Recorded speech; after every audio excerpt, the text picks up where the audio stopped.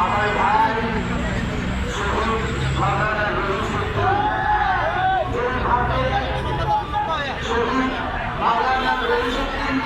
নির্মমভাবে হত্যা করা হয়েছে, সেই পাশবিক নির্যাতন আমরা ইতিপূর্বে দেশের ইতিহাসে কখনো দেখি না।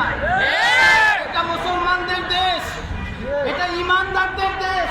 এই দেশের মধ্যে এইরকম জুলুম আমরা ইতিপূর্বে দেখি নাই। এই সরকার ফ্যাসিস্ট দূর করার জন্য এসেছে, তাই এই সরকারের কাছে অনির্বিলম্বে দাবি করব, খুনিরা এখনো বীরের বেশে ঘুরতেছে আমার ভাইকে হত্যা করে। কাজী অনতিবিলম্বে গভর্নমেন্টের কাছে বিনয়ের সহিত অনুরোধ করতেছি, আজকে আমরা যদি নতুন করে তারা বাড়ির মধ্যে হামলা করতেছে, আমার ভাইয়ের এই শহীদ রইসুদ্দিনকে নিয়ে মিথ্যা অপপ্রচার